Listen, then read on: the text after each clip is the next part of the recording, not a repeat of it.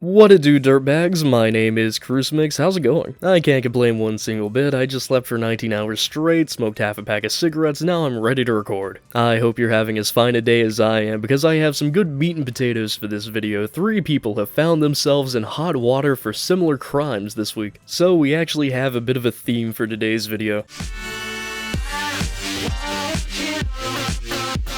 Might as well get past all the meandering and go ahead and get started. Our first character is one who's burned a lot of bridges in the past. He's been controversial for a while, and a lot of people just straight up hate this guy, so I'm surprised it took him this long to get into a controversy of this nature. I'm talking about the Yanderesimulator. Now, there is a whole litany of context I could give. I could go into every little controversy this man has been involved in, but I think I'll just give you the brass tacks little rundown here. So if you're an absolute normie, allow me to explain it all to you. So the freakish anime-loving degenerates that like to call themselves Crucemix fans find themselves sorting anime girls into certain archetypes, and one such archetype is the yandere. It's this kind of comical, reoccurring tradition of an anime girl who's absolutely obsessed with one guy and will destroy anyone who gets in the way of her romantic goals. So this individual decided, hey, I want to make a game about this, I want to let you play as the anime girl, eliminate your romantic rivals, and court the love of your high school anime boyfriend. Only problem is this guy knows barely anything about coding, and he has an incredibly thin skin. If you don't know about him, you might know about the cum chalice. No, I will not elaborate. Anyway, all that's to say, people really don't like this guy, they find him very annoying, he likes to kick people out of his Discord server and things like that on a whim, and he's just generally pretty petty and just kind of insufferable. If you're really interested in learning more about him, Paper Will did a very good video essay on him. But the reason I bring him up and give exposition for this video is because recently certain allegations have come out against him. So let me address them one by one. Right here we have a little bit of a Discord screenshot. Yanderesimulator wishes one of his fans a happy 12th birthday. They say thank you, and he said that's a big age for a young woman. Has your period started yet? Because of course, what else would you ask a young woman in that situation? One of your fans, of course. That's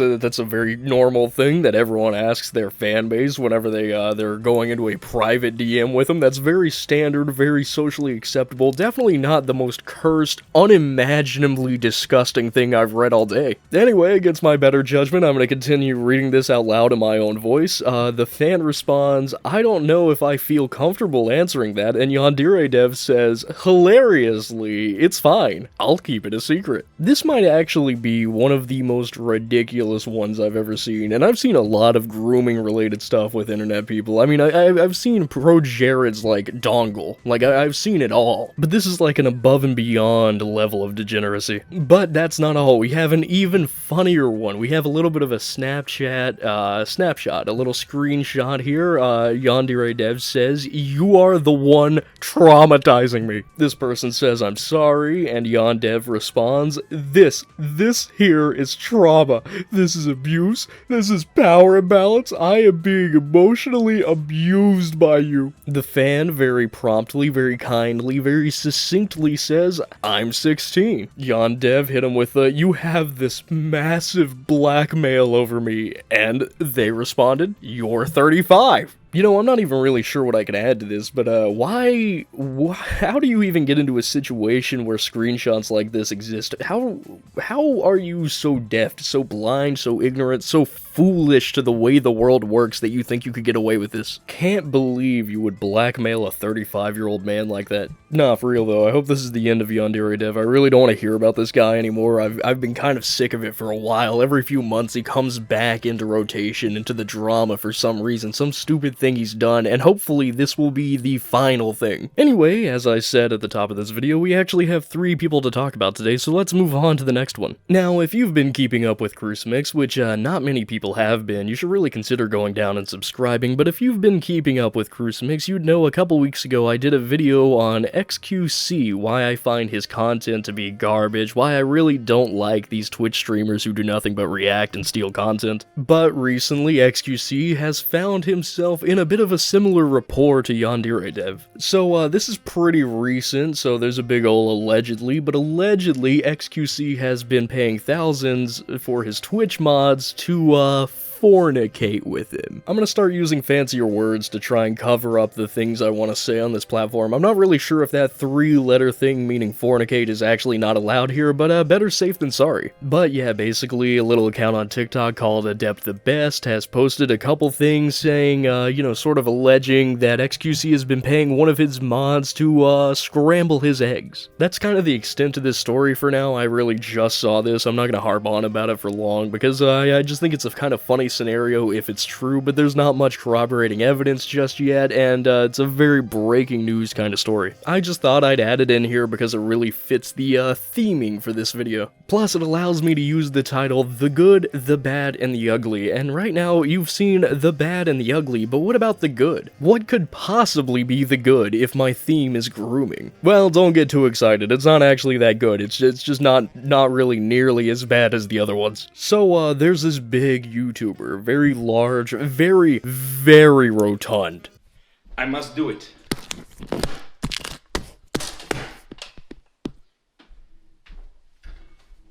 Let's go! His name is Twomad, and he got in a little bit of hot water for a while there because there were certain allegations of grooming that this guy has been kind of fighting in one of the most interesting ways I have ever seen. Genuinely, I've never seen someone escape controversy the way this man has. But before I talk about the bizarre genius of his escape method, I do have to give you a little bit more exposition, don't I? See, the main problem was he was facing a sort of legal struggle because the alleged victim had levied a bunch of different things against him and wanted to go for the throat. They wanted money, they wanted jail time, they wanted a restraining order. But genuinely, I might be wrong in this. Now, it might even be like kind of a controversial thing to say. I'm not sure what the landscape is saying about this right now, but I think the takeaway from the entire situation, if you don't pay attention to anything else for the rest of this video, is this person was just mostly trying to extort this guy for money, send him to jail, and do it just out of the malice in their heart. Because there are a few screenshots here that prove they were at least at the time more amiable. This wasn't some sort of forced thing, this wasn't nearly as coerced as people are saying, but at the same time, Twomad has done zero favors for himself. And such was the beauty of his defense. I have never seen a man tackle controversy quite like he has. Because he dug himself out of this hole by going full schizophrenic. It's actually kind of insane. What happened here is he kind of dug himself a deeper hole legally to get himself out of the hole controversially. He went on to a little live stream with Turkey Tom and said some very reprehensible things that would be more dubious legally than they would be within the court of public opinion. But the reason I'm talking about him today is because we've kind of finally reached the end of the story arc here. This has been going on for a little while now, and Twomad posted on Twitter, perhaps with a little screenshot attached to it that kind of invalidated his opponent's argument. Kind of weird that every single one of these grooming allegation things had a little bit of a Discord screenshot involved, but you know, this one kind of helps prove him more innocent than anything at least, so it's a little bit of a mix-up. Twomad says, "Are you sexually attracted to me?" Which, off to a pretty bad start. The supposed victim, Goldie Bells, says, "Yeah, why?" Twomad responds, "Alright, prove it," she says. "Lol, if I wasn't, I wouldn't be okay with giving you head," so yeah, that kind of right there proves that consent was involved, right? And it's not like this person's underage, so that was kind of the only thing that was problematic about this situation. You could argue that this is still possibly coercion, but that seems more like you're making excuses to side with the victim than anything, because the evidence kind of supports that, oh, this person wanted to change their mind about things and go after Twomad. Now, I say that, but Twomad loves putting his foot in his mouth. It's absolutely ridiculous. What he said on that Turkey Tom show was just, ooh, spicy. But, you know, continuing on, Twomad says, true, that was epic, which, saying that was epic to, getting head, I don't know, this guy,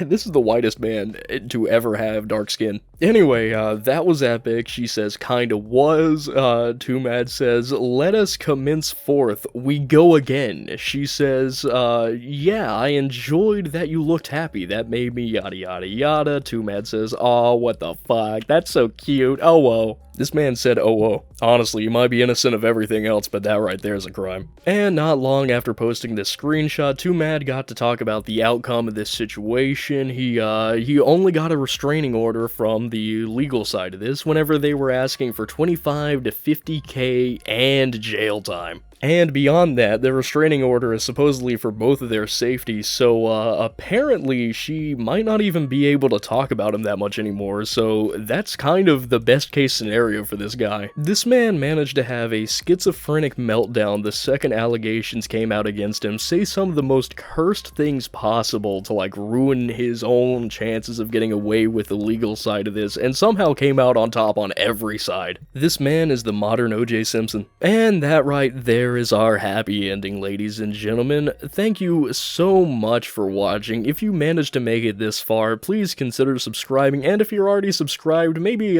do me a favor. I know this is a lot to ask, but maybe try and spread my name around any of your friends that you think would watch this, because I'm kind of low sub count right now, but I'd love to grow, and I'd love to grow through you. It'd be pretty cool, not gonna lie. Come on, you want to be part of the Crucifix wave, you want to spread my name across every platform. In fact, you should check me out on Twitter. It's at Crucifix there. My name is, has been, and will be Crucifix in the foreseeable future. Thank you so much for watching. I love you. Goodbye.